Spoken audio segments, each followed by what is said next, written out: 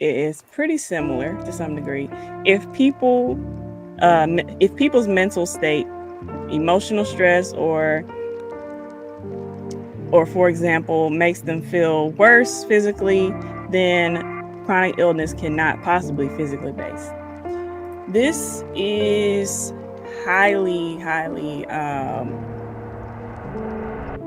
it's just errant, and it's incorrect, it's inconsiderate, it's a lot of things, and most of all, it's lazy. And here's why.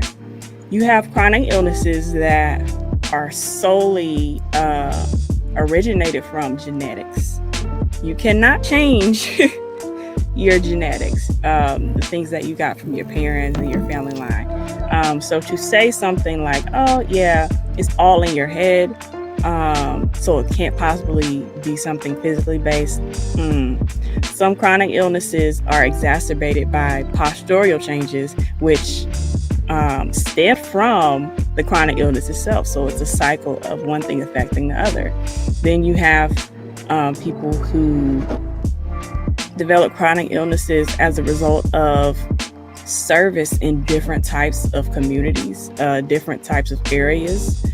So to say that it is something like that's all in your head, that's very inconsiderate. And I think this myth comes from this no pain, no gain mentality we have in American society, and sometimes internationally, where we think that, it's all in your head until, you have proof, or the idea that we would attribute someone's pain to being in their head is our way of dismissing it so that we don't have to confront the truth of what someone is dealing with, because that means we have to share in their suffering, share in their experience, take time out of our busy day to minister to them or to love on them or to serve them.